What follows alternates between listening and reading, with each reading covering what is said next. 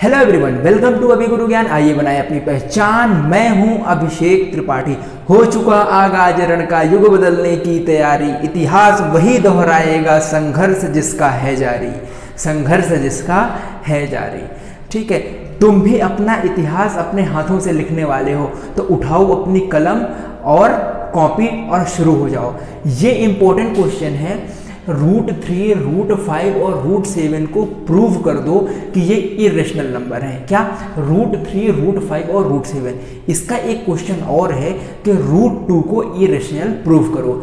वो question video number 5 में मैंने करा रखा है और पूरा कॉन्सेप्ट जो है अगर समझना है उसको तो पहले तो जाकर तुम वीडियो नंबर 5 देखो। वहाँ पर मैंने थ्योरम को बहुत अच्छे से समझा रखा है।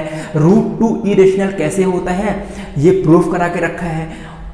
उसी कॉन्सेप्ट के बेस पे ये क्वेश्चन है। √3, √5, √7 इनको इरेशनल प्रूफ करना, ये इस वीडियो में मैं सिखाने वाला हूँ। पहली चीज़, ये अलग से वीडियो बनाने की ज़रूरत क्यों पड़ी? ज़रूरत इसलिए पड़ी क्योंकि एग्ज़ाम का ये फेवरेट टॉपिक है। हमेशा यहाँ से क्वेश्चन एग्ज़ाम में पूछता है। तो बिना देर किए हुए करते हैं स्टार्ट। पहला क्वेश्चन ये है कि प्रूव √3 इज अ इरेशनल। क्या? Prove √3 is irrational. ठीक है, क्वेश्चन नंबर फर्स्ट। अच्छा, मैं एक बार फिर से बोल रहा हूँ, अगर जो है तुमने वीडियो नंबर 5 नहीं देखी तो पहले वहाँ पर जाकर देखो, क्योंकि वहाँ पर मैंने थ्योरम समझा रखा है। इन नटशेल मैं थ्योरम तुमको यहाँ भी समझा देता हूँ। वो थ्योरम ये कहता है कि मान लो P एक प्राइम नंबर है और ये a² को डिवाइड कर रहा है। P एक प्राइम नंबर है और वो a² को डिवाइड कर रहा है, तो ये P a को भी डिवाइड करेगा। तो ये P a को भी डिवाइड करेगा। जहां पर a क्या है? एक इंटीजर है। जहां पर a क्या है? एक इंटीजर है। ठीक है, लेट से P क्या है? एक प्राइम नंबर 2। मान लेते हैं a क्या है? एक इंटीजर है, मान लेते हैं 4। तो 4 का स्क्वायर मतलब 16। तो अगर ये 2 16 को डिवाइड करेगा तो ये 2 a को भी डिवाइड करेगा। तो a क्या था यहाँ पर? 4। तो ये किसको? 4 को भी डिवाइड करेगा। तो नटशेल में मैंने बता दिया वो थ्योरम क्या कहता है। थ्योरम ये कहता है कि यदि कोई एक प्राइम नंबर है वो a² को डिवाइड करता है तो वो प्राइम नंबर a को भी डिवाइड करेगा, जहां पर a क्या है? एक इंटीजर है। इस थ्योरम को दिमाग में रखना, फिर सॉल्व करते हैं। ठीक है, इसका जो प्रूफ होता है वो प्रूफ दिया जाता है प्रूफ बाय कॉन्ट्राडिक्शन। क्या? प्रूफ बाय कॉन्ट्राडिक्शन से इसका प्रूफ दिया जाता है। ओके, तो प्रूफ इसका करते हैं by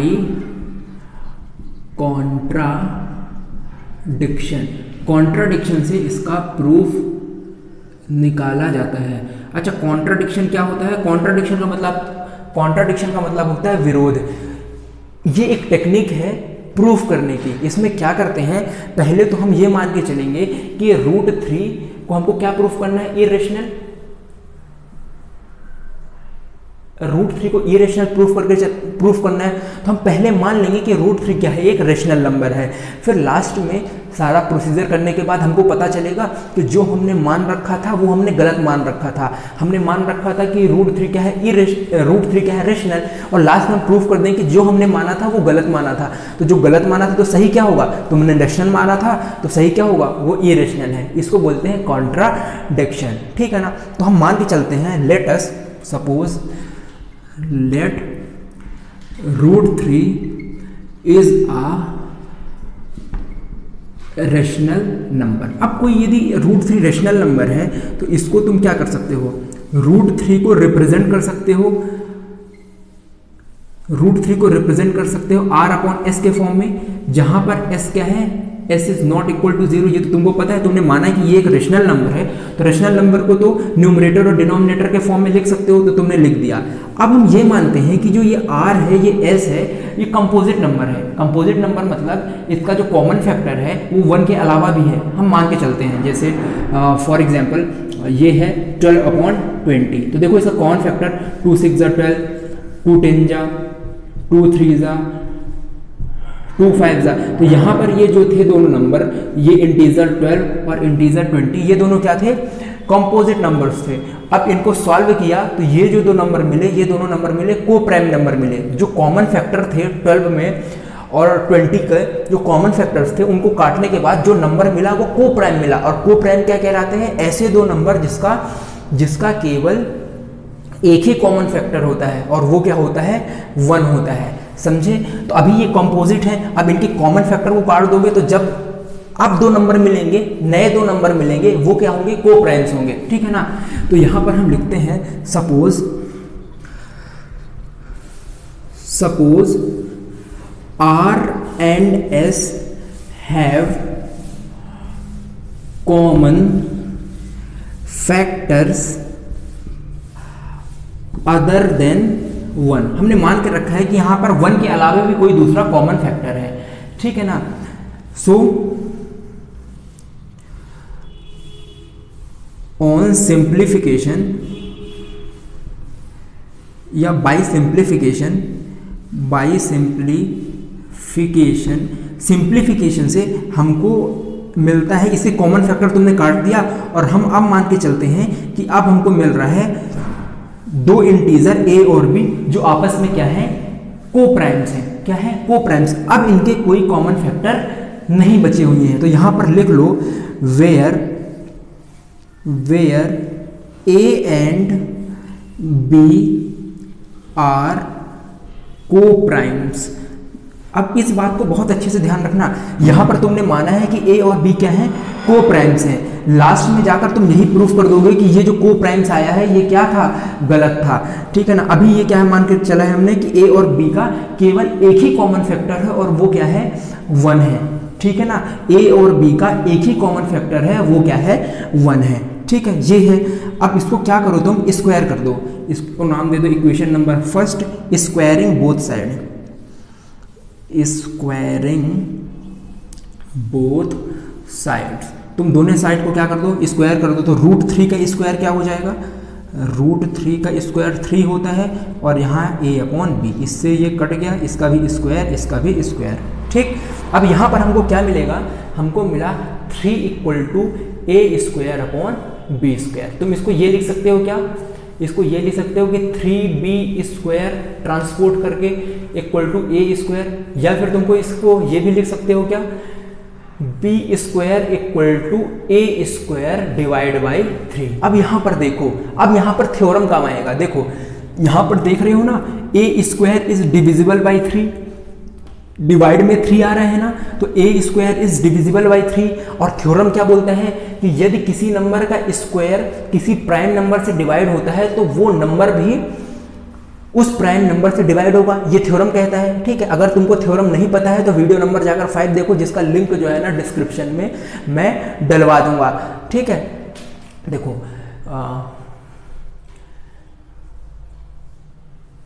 that is a² is divisible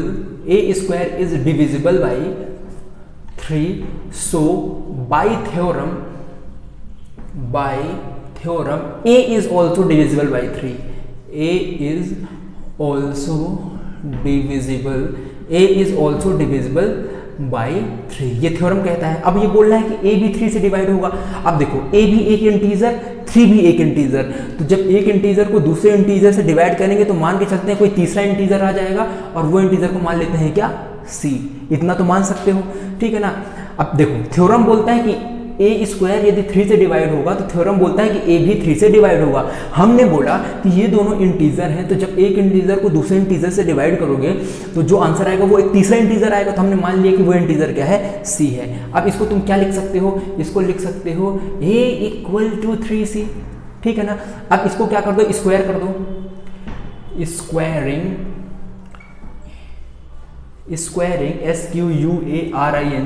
squaring both sides, दोनों साइड को स्क्वायर यदि करोगे तो तुमको क्या मिलेगा? a² = 9c²। a² 3 3 9, 9c का स्क्वायर। अब a² की तुमको वैल्यू मिल गई 9c²। ठीक है ना? यहां पर ये जो आया था इसको नाम दे दो तुम equation number second. First they रखे हो, इसको नाम दे दो इक्वेशन नंबर सेकेंड। अब इस a² की वैल्यू को यहां पर पुट कर दो। ठीक है ना? Putting the putting the value of a square in equation second, इस ए स्क्वायर की वैल्यू को कहाँ पुट कर दो, इक्वेशन नंबर सेकंड में, तब तुमको क्या मिलेगा, मिलेगा बी स्क्वायर। अब ए स्क्वायर की जगह क्या लिख सकते हो, 9c स्क्वायर डिवाइड में क्या है 3, तो 3 बन जा 3, 3 3 जा 9, तो यहाँ से क्या निकल के आया, यहाँ से निकल आया B square equal to 3c square. यहाँ से और तुम क्या लिख सकते हो, तुम ये लिख सकते हो वो c स्क्वायर और 3 को इधर लेके जाओगे, ट्रांसपोर्ट करोगे तो आ जाएगा बी स्क्वायर बाई 3, तो c स्क्वायर की वैल्यू आ गई बी स्क्वायर बाई 3। अब जैसे तुमने बी स्क्वायर बाई 3 देखा तो तुम्हारे मुंह से निकलेगा ओ माई गॉड, OMG।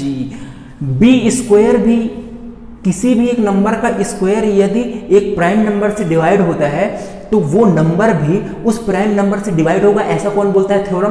तुमने इसको देखा तो तुमको क्या याद आएगा, थ्योरम याद आएगा, ठीक है ना।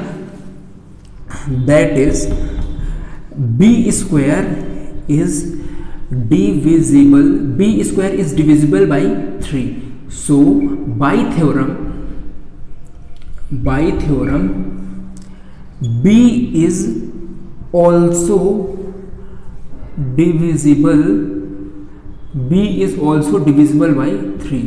अब देखो यहां पर क्या आया था, theorem a is also divisible by 3, यहां पर आ रहा है b is also divisible by 3।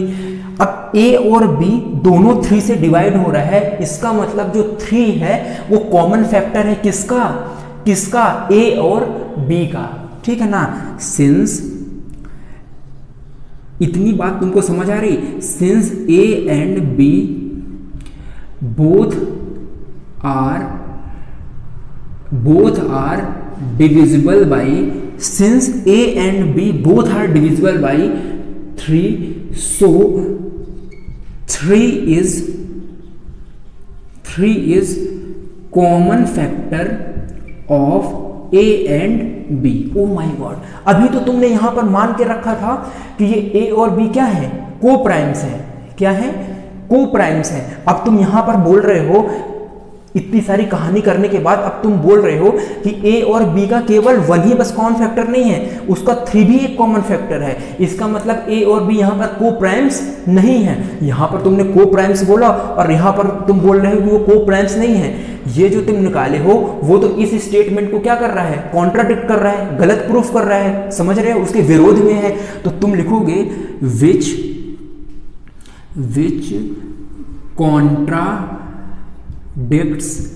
Contradicts that, जो इस बात को गलत प्रूफ करता है कि A एंड B आर को प्राइम्स, जो इस बात को गलत प्रूफ करता है कि A और B को प्राइम्स है। और ये कॉन्ट्राडिक्शन जो आया है वो आया क्यों है भाई साहब, इसलिए आया है क्योंकि तुमने यहां पर मान के रखा था √3 एक रेशनल नंबर है। अगर तुम ये नहीं मानते तो यहां पर ये कॉन्ट्राडिक्शन नहीं आता। तो ये कॉन्ट्राडिक्शन आया इसलिए क्योंकि तुमने मान के रखा था √3 एक रेशनल नंबर है। अब ये तो यहां पर जो है ना गलत हो रहा है, इसका मतलब यहां पर एक कॉन्ट्राडिक्शन आ रहा है, इसका मतलब जो तुमने माना था भाई वो तुमने गलत माना था। क्या किया था तुमने, गलत माना था, ठीक है।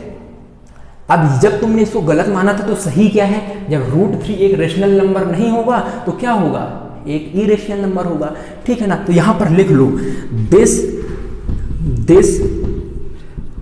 Contradiction has arisen because we assumed, क्योंकि हमने माना था, we assumed that √3 is a rational number। ये कॉन्ट्राडिक्शन इसलिए आया क्योंकि हमने माना था कि √3 क्या है, एक रेशनल नंबर है। सो इन सब कहानी से तुम क्या कंक्लूड कर सकते हो, इस सब कहानी से तुम ये कंक्लूड कर सकते हो कि √3 एक इरेशनल नंबर है। यहां पर मैं लिखता हूं, ठीक है, यहां पर मैं लिखता हूं। इससे क्या कंक्लूड कर सकते हैं, इस बात से ये कंक्लूड कर सकते हैं, so we can conclude that √3 is a irrational number। Irrational number. ठीक है, अब मैं साइड हो जाता हूँ, वीडियो को पॉज करो और इसको नोट कर लो। इसको मैं फिर से नहीं समझाऊंगा क्योंकि अभी रूट 5 भी प्रूफ करना है, रूट 7 भी प्रूफ करना है। वो जब कराऊंगा तो सारी चीज़ तुम्हारे भेजे में वैसे हो जाएगी, तुमने नोट कर लिया होगा। अब बारी है किसकी, रूट 5 की। ठीक है, अब फटाफट से रूट 5 का कर लेते हैं, फटाफट से रूट 5 का ही करेंगे हम। क्वेश्चन लगा लो, क्वेश्चन लगा लो कि prove root 5 is a irrational number. ये तुम्हारे एक्सरसाइज का क्वेश्चन भी है 1.3 का। ठीक है ना, तो क्वेश्चन लगा लो, क्वेश्चन लगा लो। Question number second, prove root 5 is an irrational. ये तुमको प्रूव करना है। इसको भी कैसे प्रूव करोगे, प्रूव बाय कॉन्ट्राडिक्शन। अब मैं थोड़ा फास्ट पढ़ाऊंगा क्योंकि इसके पहले वाला मैंने बहुत हौले हौले पढ़ा दिया था, तुमको पता है सारी चीज कैसे करना है। Let root 5 is a rational number. तुमने मान लिया कि रूट 5 क्या है, एक रेशनल नंबर है। रूट 5 एक रेशनल नंबर है, तो आप इसको क्या कर सकते हो, इसको क्या कर सकते हो, आर अपॉन एस के फॉर्म में लिख सकते हो, है ना। आर अपॉन एस के फॉर्म में लिख सकते हो, तो लिख दो that is root 5 equal to R upon S. ये एक रेशनल नंबर के फॉर्म में लिख दिया। और रेशनल नंबर की डेफिनेशन क्या बोलती है कि डिनोमिनेटर कभी भी 0 नहीं होना चाहिए। ये हो गया। ठीक है, अब हम ये मानते हैं, we assume that R and S have common factor।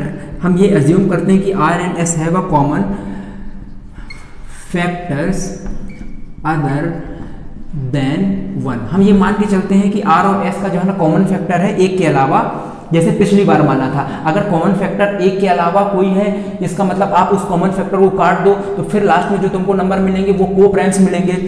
So on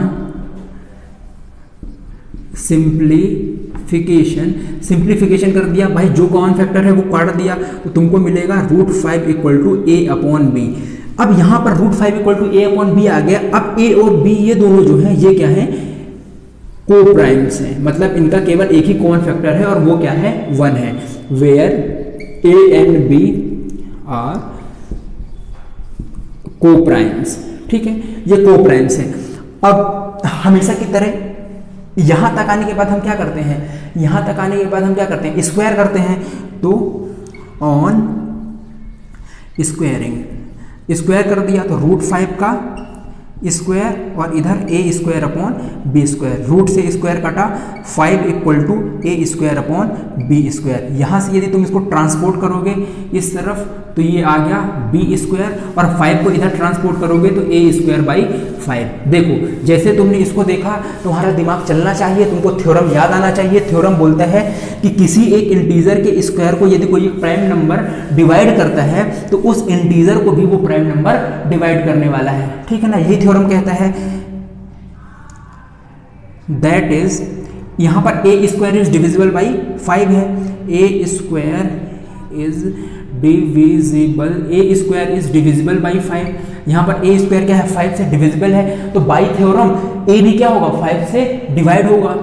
so by theorem A is also divisible, A is also divisible by 5। ये बात तुमको समझ आई। अब भाई ए भी क्या होगा, 5 से डिवाइड होगा, तो ए भी 5 से यदि डिवाइड होगा तो ये भी ए भी एक इंटीजर, 5 भी एक इंटीजर। एक इंटीजर को दूसरे इंटीजर से डिवाइड करोगे तो मान के चलते हैं तीसरा इंटीजर आ जा रहा है, वो क्या आ रहा है, सी आ रहा है। अब क्या करो, अब क्या करोगे तुम, इसको स्क्वायर कर दो। ठीक है, स्क्वायर कर दो तो ऑन स्क्वायरिंग। स्क्वायर क्यों कर रहे हो, क्योंकि यहां पर तुमको किसकी वैल्यू पुट करना है, स्क्वायर की। अब इसका स्क्वायर करोगे तो ये हो जाएगा A square upon 25 equal to C square. अब इसको यदि ट्रांसपोर्ट करोगे तो ए स्क्वायर की वैल्यू क्या आ जाएगी, ए स्क्वायर की वैल्यू आ जाएगी सी स्क्वायर अपॉन 25। इसको तुम क्या मानते हो, इक्वेशन नंबर फर्स्ट मान लो। So putting the value of है स्क्वायर। है इक्वेशन फर्स्ट इक्वेशन में पुट करोगे, फर्स्ट इक्वेशन में पुट करोगे तो बी स्क्वायर की वैल्यू आ जाएगी। ए स्क्वायर कितना है, यहां पर देखो जरा, ए 5 से डिवाइड हो रहा है तो ये हो जाएगा, इसके स्क्वायर करोगे तो A square upon 25 equal to C square. अब यहाँ पर, हाँ यहाँ पर यदि तुम ए स्क्वायर की, यहाँ से देखो ए स्क्वायर की वैल्यू तुमने निकाला, देखो यहाँ पर थोड़ा सा रॉन्ग है, देखो ए स्क्वायर की वैल्यू निकालोगे तो ये नीचे है तो ऊपर चला जाएगा, तो ए स्क्वायर की वैल्यू हो जाएगी 25 सी स्क्वायर, और यहाँ पर ए स्क्वायर की वैल्यू पुट करोगे क्या, 25 सी स्क्वायर डिवाइड में क्या है 5, तो 5 बन जा 5, 5 5 जा 25, तो यहाँ से जो है ना बी स्क्वायर की वैल्यू क्या आ रही है 5 सी स्क्वायर। अब यहाँ से यदि तुम सी स्क्वायर की वैल्यू निकालोगे तो वो क्या आ रहा है बी स्क्वायर अपॉन 5। अब जैसे ही तुमने इसको देखा ना, तुम्हारा माथा ठनकना चाहिए और तुमको थ्योरम याद आना चाहिए। थ्योरम क्या बोलता है, किसी इंटीजर का स्क्वायर यदि किसी एक प्राइम नंबर से डिवाइड होता है तो वो नंबर भी क्या होगा, उस प्राइम नंबर से डिवाइड होगा। That is B square is divisible by 5, so by theorem b is also divisible by 5। अब देखो, अभी तो तुमने थोड़ी देर पहले माना था कि a और b क्या है, को प्राइम है, मतलब इनका केवल एक ही कॉमन फैक्टर है और वो क्या है 1। अब देखो तुम क्या बोल रहे हो, अब तुम बोल रहे हो यहाँ पर कि a इज डिविजिबल बाई 5 और यहाँ बोल रहे हो b is also divisible by 5। अरे a और b यदि 5 से डिवाइड हो रहा है, इसका मतलब a और b का कॉमन फैक्टर क्या है 5 है। अब तुम यहाँ से b is also divisible by 5, a is also divisible by 5, so तुम लिख सकते हो since a and b both are divisible by 5, so they have common factor 5। अब जैसे ये तुमने लिखा तो तुम्हारे मुंह से निकलना चाहिए क्या क्यों, अरे अभी तो तुमने माना था कि ये क्या है कोप्राइम से, क्या है कोप्राइम से। अब तुम बोल रहे हो कि उनका एक 5 कॉमन फैक्टर है। अरे कोप्राइम तो वो होते हैं जिनका केवल एक ही 1 कॉमन फैक्टर होता है। अब तुम बोल रहे हैं उनका जो है ना कॉमन फैक्टर 5 भी है, इसका मतलब ये कोप्राइम है ही नहीं। मतलब जो तुमने ससुरा माना था वो क्या है, गलत है। और इसका मतलब क्या है, ये जो तुम्हारा जो कॉन्ट्राडिक्शन जो ये आ रहा है कि इन दोनों का कॉमन फैक्टर 5 है, ये तो कॉन्ट्राडिक्शन वाली बात हो गई। मतलब यहाँ पर कुछ और माना, यहाँ पर कुछ और माना, ठीक है ना। जो ये आया है ये इस बात को गलत करता है। This contradicts that A and B are coprimes, ठीक है ना। ये इस बात को गलत करता है कि ए और बी क्या है को-प्राइम से। और ये कॉन्ट्राडिक्शन आया क्यों, ये कॉन्ट्राडिक्शन इसलिए आया क्योंकि तुमने मान के रखा था √5 is a rational number. So this contradiction has arisen because we assumed that √5 is a rational number। √5 is a rational number, ठीक है ना। तो इन सब चीजों से तुम क्या कंक्लूड कर सकते हो, तुम कंक्लूड कर सकते हो, so we can conclude that कि भाई साहब जो तुमने माना था तो वो गलत माना था, तो सही क्या है, इसको तुमने रेशनल माना था, इसका मतलब ये क्या है इरेशनल है। So we can conclude that √5 is irrational number. √5 is a irrational number. I think अब इस टाइप के क्वेश्चन वो कैसे सॉल्व करना है वो मेथड तुम्हारे दिमाग में ड्रिल कर रही होगी। मैं इसको दोबारा नहीं समझाऊंगा क्योंकि एक √7 वाला क्वेश्चन है, उसको करेंगे तो एक बार फिर से रिवाइज हो जाएगा। मैं थोड़ा साइड रखता हूँ, पॉज करो, नोट करो। आई होप तुमने कर लिया होगा। अब बढ़ते हैं क्वेश्चन नंबर नेक्स्ट। लगाओ क्वेश्चन कि प्रूव दैट √7 इज irrational। मैंने पूछा चांद से कि देखा है कहीं मेरे यार सा हंसी चांद ने कहा चांदनी की कसम, नहीं नहीं नहीं नहीं, मैंने पूछा चांद से कि देखा है कहीं। देखो भाई साहब, क्वेश्चन नंबर 7, क्वेश्चन नंबर 2 जहां पर हमको प्रूफ क्या करना है कि √7 क्या है, एक इरेशनल नंबर है। अरे मैं चाहता हूं तुम थोड़ी देर के लिए वीडियो को पॉज करो और इसकी कहानी खुद से लिखने की कोशिश करो, ठीक है ना। फिर थोड़ी देर बाद मैच करना कि जो तुमने लिखा है वो सही लिखा है कि नहीं लिखा है। 3 क्वेश्चन करवा दिया मैंने सेम टाइप का। वीडियो नंबर 5 में √2, √3, √5 और ये करवा रहा हूँ लास्ट √7, ठीक है ना। इसके बाद जो है ना तुम यदि क्वेश्चन नहीं बना पाओगे तो ये जो कान के नीचे लगेगा ना, यहाँ से मोबाइल के अंदर से, कैमरा के अंदर से घुस के जो लगेगा ना, छोटा भीम वाला शॉट तुमको समझ में आ जाएगा। नानी याद आ जाएगी तुमको, क्या नानी याद आ जाएगी। देखो इसको भी प्रूफ करेंगे, प्रूफ बाय कॉन्ट्राडिक्शन। कॉन्ट्राडिक्शन ये है तो हम मानते हैं let √7 is a rational number. Rational number, अगर ये रेशनल नंबर है दैट इज, तुम इसको लिख सकते हो कि √7 इक्वल टू R/S, जहां पर S is not equal to 0। हम मान के चलते हैं इनका कोई ये कॉमन फैक्टर 1 के अलावा भी है, ठीक है। We assume that R and S have common FACTOR common factor other than 1. So on simplification, भाई तुम सिंप्लीफाई कर दोगे तो कॉमन फैक्टर को काट दोगे तो तुमको क्या मिलेगा, दो नंबर मिलेंगे जो कि क्या होंगे, को प्राइम्स होंगे। तो वेयर A एंड, ये देखो where A and B are coprimes, ठीक है ना। अब तो ये सारी चीजें तुमको याद हो गई होंगी, ठीक है ना। अब ये दोनों को प्राइम्स हो गए, अब इसका क्या करो, स्क्वायर कर दो, ठीक है ना। ऑन स्क्वायरिंग, स्क्वायर किया तो √7 के स्क्वायर क्या हो जाएगा, 7A²/B²। यहाँ से तुम लिख सकते हो कि B² इक्वल टू A²/7। अगर तुमने इसको देखा तो तुम्हारे मुंह से निकलना चाहिए ओ माई गॉड। यहाँ पर तुमको थ्योरम याद आना चाहिए, किसी एक नंबर का स्क्वायर यदि किसी एक प्राइम नंबर से डिवाइड हो रहा है तो वो नंबर भी प्राइम नंबर से जाएगा। That is A² is divisible by 7। So by theorem A is also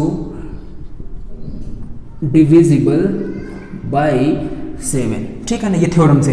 अब तुम क्या बोल रहे हो कि A 7 से डिवाइड होगा, यही बोल रहे हो ना।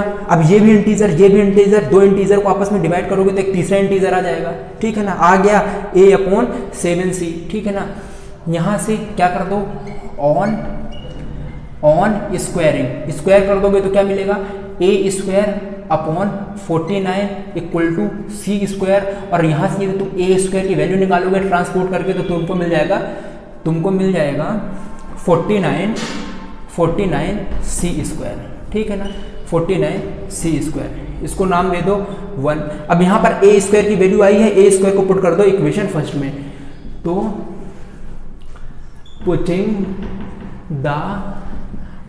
The value of A² in equation first equation में पुट करोगे तो यहाँ से क्या आ जाएगा, B² इक्वल टू A² की वैल्यू 49C²/7, 7 बन जा 7, 7 से बन जा 49, क्या आ गया, B² इक्वल टू 7C² आ गया। यहाँ से यदि C² की वैल्यू निकालोगे तो आ जाएगा B²/7। अब तुमको ये दिख गया B²/7, और जैसे ही तुमको B²/7 दिखा तो तुम्हारे मुंह से निकलना चाहिए OMG, ओ माई गॉड, ये तो थ्योरम है, ये तो थ्योरम है।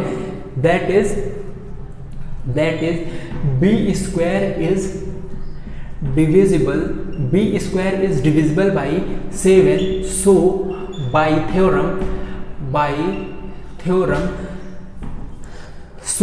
Theorem B is also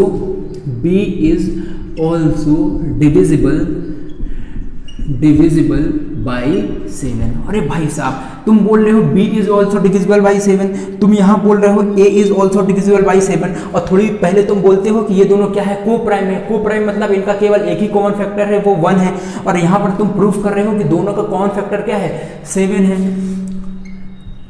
since a and b both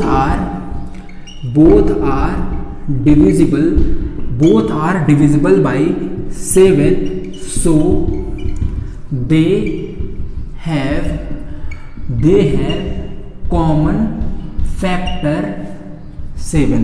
अब देखो दोनों 7 से डिवाइड हो रहा है, इसका मतलब दोनों का क्या है, कॉमन फैक्टर 7 है। तुम वहां पर बोल रहे हो को प्राइम है, यहां पर तुम बोल रहे हो कि दोनों का एक कॉमन फैक्टर भी है 7। इसका मतलब जो तुमने पहले बोला था वो गलत प्रूव हो गया, ठीक है ना। तो ये जो बात निकल कर आई है, ये बात इस वाली बात को कॉन्ट्राडिक्ट कर रही है। क्या कर रही है, कॉन्ट्राडिक्ट कर रही है, मतलब गलत प्रूफ कर रही है।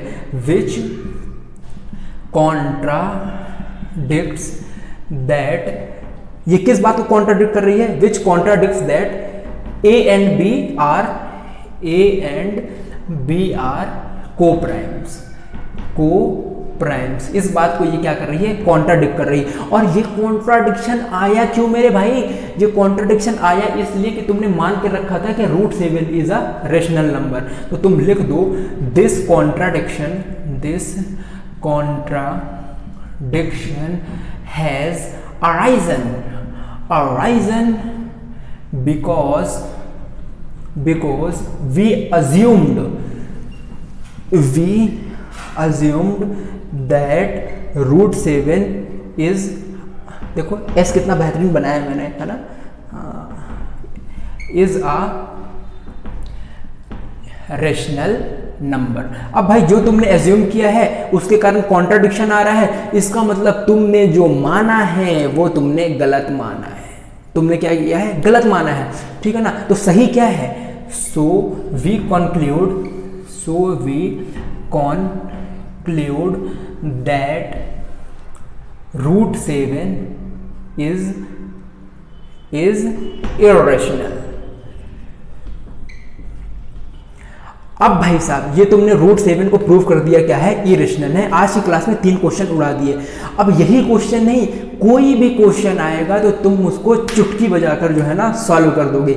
ये थी हमारी क्लास नंबर 7, लास्ट क्लास थी चैप्टर नंबर 1 की। अगर जितनी 7 क्लास मैंने पढ़ाई है उसको तुम ईमानदारी से पढ़ लोगे, उसके नोट्स बना लोगे, तो 6 नंबर इस चैप्टर से तुम्हारे पॉकेट में आने वाले हैं, ठीक है ना। और जोर लगाकर मेहनत करना, नोट्स बनाना, प्रैक्टिस करना, ठीक है ना, क्योंकि यदि तुम मेहनत करोगे ना तो फल देने वाला ऊपर वाला है। और हमको तो मेहनत तब तक करनी है जब तक कि हमारा सिग्नेचर ऑटोग्राफ में बदल ना जाए। तो पढ़ते रहिए, ऑल द बेस्ट।